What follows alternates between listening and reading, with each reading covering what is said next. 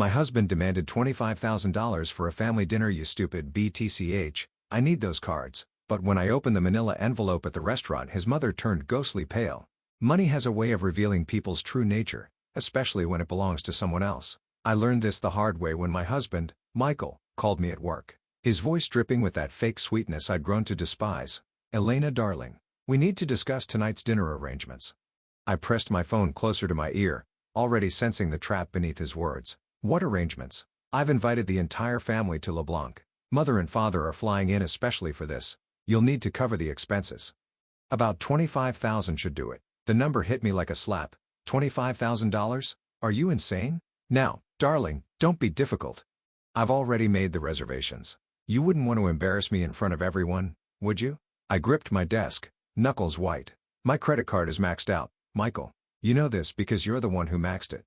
His laugh crackled through the phone, sharp and dismissive. "Oh, that old story again? I told you I'd pay you back. Besides, you have other cards, which I've canceled." The words came out before I could stop them. The silence that followed was deafening. When he spoke again, his voice had lost all pretense of warmth. "You did what?" "You heard me. I canceled them all except one, and that's for emergencies only." "You stupid bitch." The mask dropped completely now. "Do you have any idea what you've done?" "I needed those cards." I felt a strange calm settle over me. "For what, Michael? More gifts for Sophie? Or was it Hannah this time?" Another silence, longer this time. I could almost hear the gears turning in his head, calculating his next move. "I don't know what you're talking about," he said finally. His voice steady, but strained. "But you will show up tonight, and you will find a way to pay for this dinner. Otherwise, I'll make sure everyone knows exactly what kind of woman you really are." I laughed, surprising myself with how hollow it sounded. "And what kind of woman is that?" "A paranoid, controlling wife who can't handle her husband's success. I wonder what mother will think when she hears about your little jealous fantasies." Margaret, his mother, had always taken his side. Even when the evidence of his lies stared her in the face, she'd find ways to excuse him. Robert, his father, wasn't much better. Too wrapped up in his business empire to notice his son's growing web of deceit. "Fine," I said, my voice eerily calm. "I'll be there. 8 o'clock. Right? 7:30? Don't be late." He hung up without waiting for my response. I sat there staring at my phone, feeling something shift inside me. For 3 years, I'd watched him drain my accounts, make excuses, and gaslight me into believing I was the problem. 3 years of suspicious charges, mysterious business meetings, and perfume scents that weren't mine. Opening my drawer, I pulled out the manila envelope I'd been saving for the right moment. Inside were credit card statements, hotel receipts, and photographs. So many photographs. Sophie leaving his office late at night. Hannah at expensive restaurants, wearing jewelry bought with my money. Each piece of evidence carefully collected, dated, and organized. My phone buzzed with a text from Daniel, my oldest friend. "You okay? You look like you're about to murder someone." I glanced up to see him watching me through the glass partition of his office. Concern etched on his face. I typed back, "Not murder, something much worse." Tonight, at LeBlanc, surrounded by his family and their expectations, I would finally show Michael exactly what kind of woman I really was, and it wouldn't be the meek, forgiving wife he'd taken advantage of for so long. I touched the envelope gently, like a weapon I was finally ready to use. 7:30 couldn't come soon enough. LeBlanc's crystal chandeliers cast judgmental shadows across the white tablecloth as I watched Michael work the room. He moved between his parents with practiced charm, touching his mother's shoulder, laughing at his father's jokes, the perfect son. I gripped my wineglass tighter, knowing what was coming. "Elena, darling, you're so quiet tonight." Margaret's voice carried that hint of criticism she'd perfected over the years. "Is everything all right?" "Just tired from work," I said, forcing a smile. "The firm's been busy. Perhaps if you focused more on home life." She let the suggestion hang in the air like poison. Michael swooped in, all teeth and tailored suit. "Mother, you know how dedicated Elena is to her career." His hand found my shoulder, fingers digging in slightly, warning me. "Speaking of careers," Robert cut in. "Michael tells me you've been having some financial difficulties?" The restaurant seemed to still. I met Michael's gaze across the table, saw the slight shake of his head. "Don't you dare." "Actually," I said, reaching for my purse. "I wanted to discuss that." Michael's wineglass crashed to the floor. Red liquid spread across the pristine carpet like blood. "Clumsy me." He laughed, but his eyes were hard.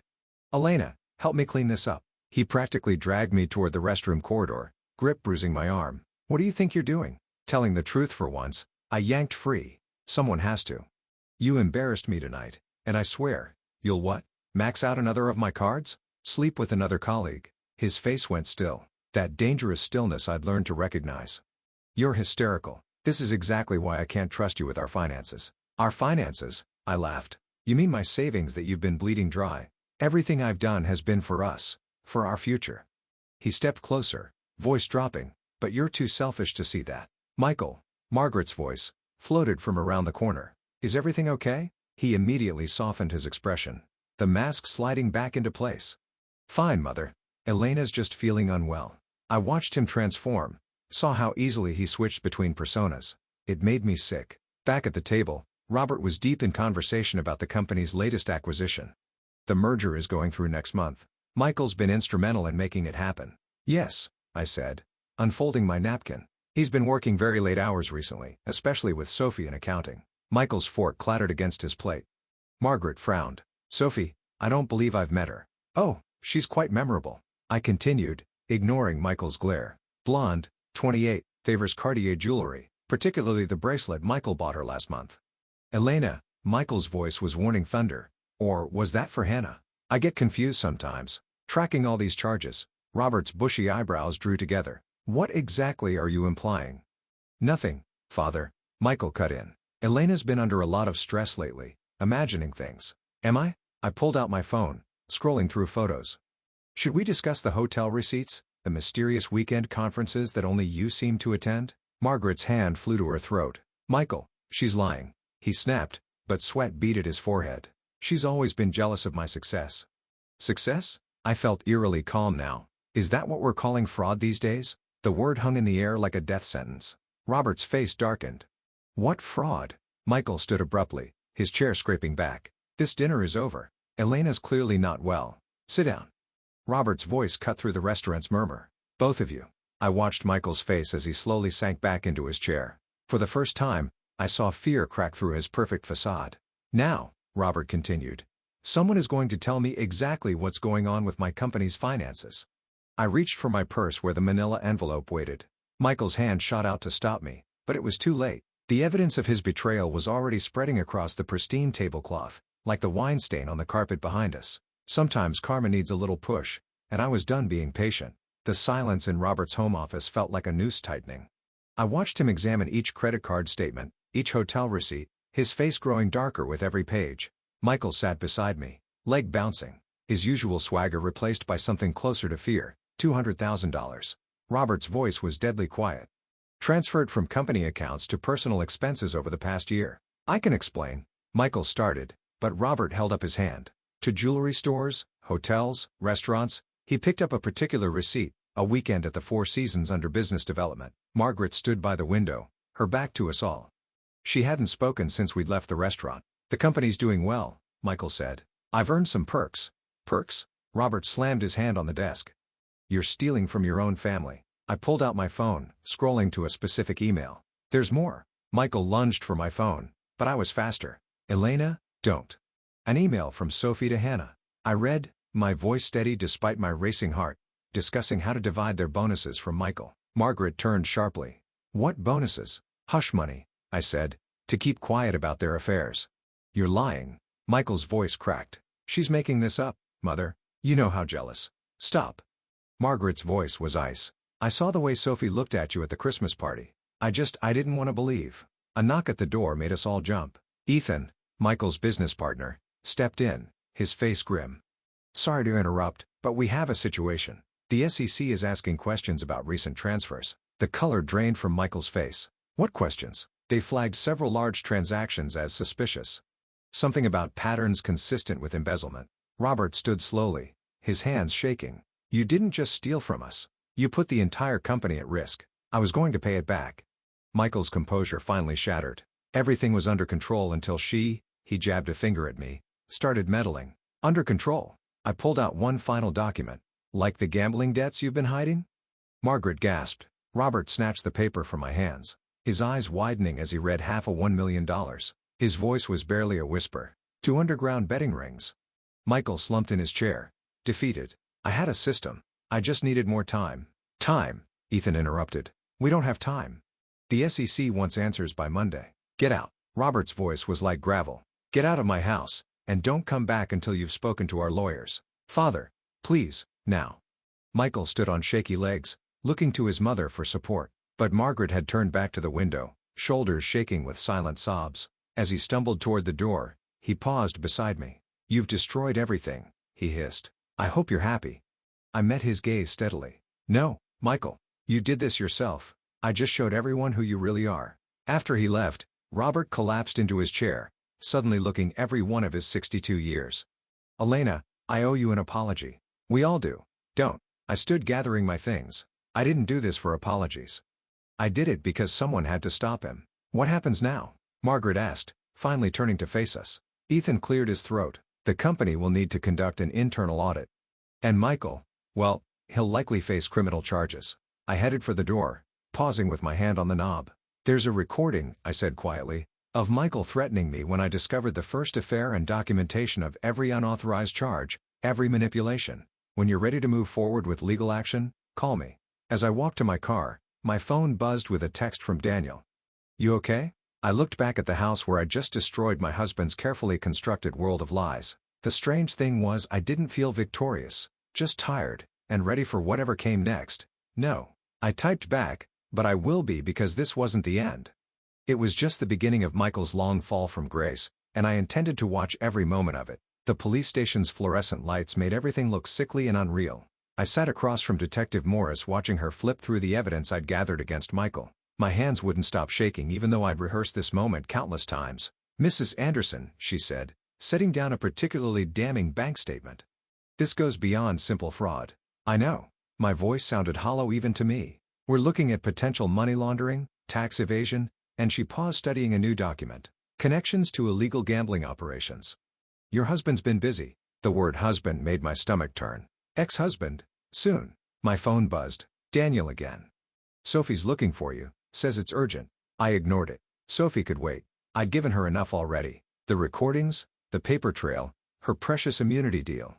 Detective Morris leaned forward. There's something else. We found transfers to offshore accounts we can't trace. Large ones. That's not possible. I'd tracked every penny. I would have seen, these are sophisticated, professional. She slid a paper across the desk. Someone's been helping him hide money for years. Someone who knows what they're doing. The implications hit me like a physical blow. I thought of Ethan, Michael's supposedly loyal business partner who'd seemed so shocked by the SEC investigation. My phone buzzed again. This time, a text from an unknown number. You don't know the whole story. Meet me at Riverside Park now. Mrs. Anderson. Detective Morris was watching me carefully. Is there something you're not telling me? I stood gathering my coat. I need some air. We're not finished. I'll be back. There's just something I need to check. The park was deserted this late, wind whipping off the river. Ethan stood by the railing, looking older than his 40 years. You helped him. I didn't bother with pleasantries. All this time, you knew. It's not that simple. He wouldn't meet my eyes. Michael has something on me. On all of us. What do you mean all of us? The company's been dirty for years, Robert included. He laughed bitterly. Why do you think Michael got away with so much? His father taught him everything he knows. My world tilted sideways. Robert, the stern patriarch who'd seemed so shocked by his son's crimes. You're lying. Check the offshore account ending in 4891. That's where the real money is. Robert's retirement fund built on decades of fraud. My phone buzzed again. Sophie, Michael knows you're talking to the police. He's going to pin everything on you. Claims you were the mastermind. Has documents to prove it. Why are you telling me this? I asked Ethan. Because tomorrow, the SEC isn't just coming for Michael. They're coming for all of us. He handed me a USB drive. This has everything, every transaction, every player, including proof that you had nothing to do with it. Why help me now? Because you're the only one who tried to stop it. He turned to leave, then paused. Elena, be careful. Michael's not the only one with something to lose. I drove home in a daze, the USB drive burning a hole in my pocket.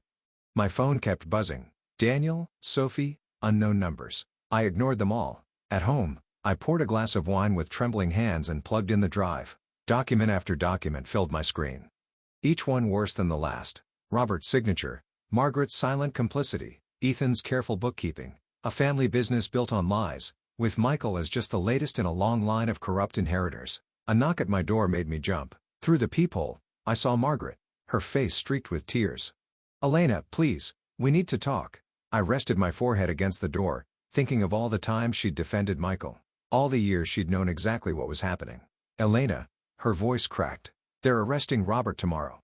Michael's threatening to tell them everything about all of us, about you.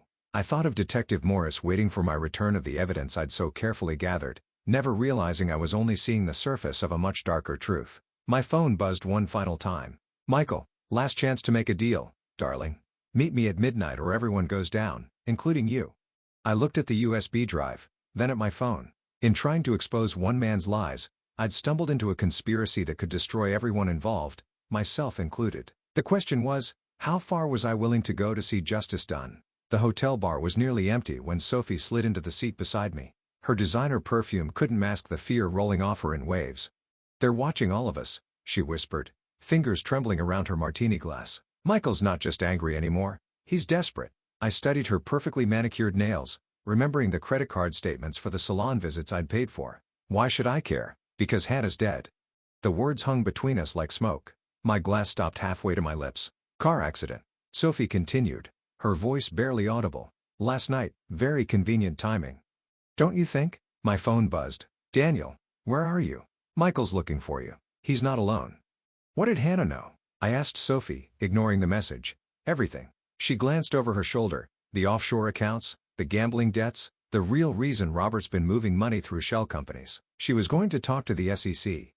The bartender drifted closer. Sophie fell silent until he passed. Michael called me this morning. She said, offered to clear my debts if I signed an affidavit saying you were behind everything, that you manipulated company records, forced him to make those transfers. My laugh sounded hollow. And you're telling me this out of the goodness of your heart?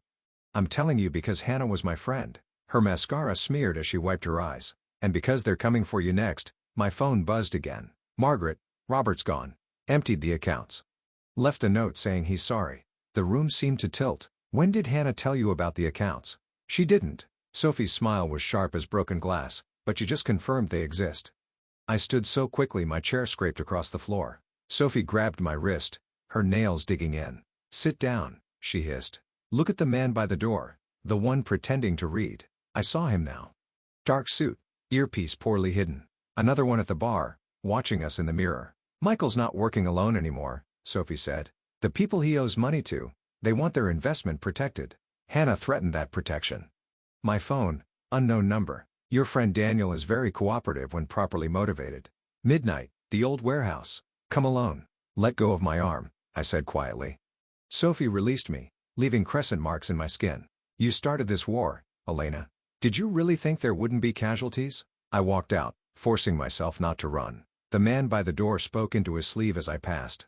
In the parking lot, a black SUV idled 2 spaces from my car. My phone rang. Michael. Hello, darling. His voice was silk over steel. Having drinks with friends? What did you do to Daniel? Nothing permanent yet. A pause. You know, it's funny. All this time trying to expose my secrets, and you never wondered about your precious friend's connection to everything. What are you talking about? Ask him about the offshore account transfers. Ask him who really helped set them up. Michael's laugh was soft. Oh, wait. You can't. He's a bit tied up at the moment. The SUV's engine revved. Midnight. Elena, bring the USB drive and every copy of the evidence you've collected, or Daniel won't be the only one paying for your curiosity. The line went dead. I sat in my car, hands gripping the wheel, mind racing. Daniel, my oldest friend, my confidant through all of this, had he been playing both sides? Another text from Sophie. Whatever you're thinking of doing, don't. Hannah thought she could outsmart them too. I started the engine, watching the SUV pull out behind me in the rearview mirror. 6 hours until midnight. 6 hours to decide who to trust, who to sacrifice, who to save. My phone buzzed one last time. Ethan. SEC moved up the timeline.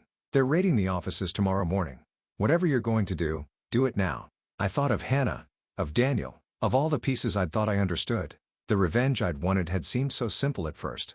Now it was a hydra, growing 2 new heads for everyone I cut off. The SUV stayed 3 cars behind as I drove, its headlights watching like patient eyes. I had until midnight to make a choice, save myself, save Daniel, or burn the whole thing down and hope I survive the flames. The warehouse waited in the distance, a dark promise against the setting sun. The warehouse air reeked of rust and betrayal. Daniel sat tied to a chair in the center, his face, a mess of bruises. 2 men in dark suits flanked him, while Michael leaned against a stack of crates examining his phone with casual indifference. Right on time, he said, not looking up. Did you bring it? I held up the USB drive. Let him go first. That's not how this works anymore. Michael finally met my gaze, and I saw something new there. Something unhinged. Show me what's on it. One of the suits produced a laptop. I plugged in the drive, watching Michael's face as he scrolled through the files. His expression darkened. Where are the offshore accounts? The transfer records. Gone. I forced myself to smile just like Robert. Michael's hand shot out, grabbing my throat. Don't play games with me. Not now. Michael. Daniel's voice was hoarse. She doesn't know everything. I never told her. Shut up. Michael's grip tightened. You had one job. Keep her distracted. Keep her close. Feed me information. And you couldn't even do that right. The truth hit me like a physical blow. Daniel's constant support, his convenient presence throughout my investigation. I'd been so blind. Elena. Daniel's eyes were pleading. I had to. They threatened my family, but I tried to protect you. By helping them track me, my laugh came out as a wheeze against Michael's grip. By reporting every move I made, enough. Michael released me, turning to the suits. Search her car. She must have backup copies somewhere. As they left, Michael's phone buzzed. His face went pale as he read the message. The SEC, he threw the phone against the wall. They're moving in tonight. Someone tipped them off. His eyes narrowed. What did you do? Nothing. I rubbed my throat. But Sophie's been busy. Sophie, for the first time, real fear crossed his face. What are you talking about? Check your precious offshore account. The one ending in 4891. I watched comprehension dawn. She transferred everything an hour ago to Hannah's sister. Hannah's dead, he snapped. Yes. And her sister's a federal prosecutor. I felt a cold satisfaction seeing him unravel. Sophie made a deal. Full immunity in exchange for everything she knows, which is apparently a lot more than you thought. Michael lunged for me, but Daniel somehow broke free, tackling him. They crashed into the crates as the suits rushed back in, weapons drawn. Nobody move, one shouted. But Michael was beyond reason. He grabbed something from the fallen crates, a metal pipe, and swung it at Daniel's head. The crack echoed through the warehouse. Daniel crumpled. No, I screamed, running to him. Blood pooled beneath his head. It's your fault, Michael was saying, his voice distant and strange. All of this, you couldn't just stay quiet, play your part. Now look what you made me do. Sirens wailed in the distance. The suits exchanged glances and fled, leaving Michael standing over us, pipe still in hand. They're coming for you, I said, cradling Daniel's motionless form. All of them. SEC, FBI, Hannah's sister. It's over. Nothing's over. He raised the pipe again. I can still fix this. One more.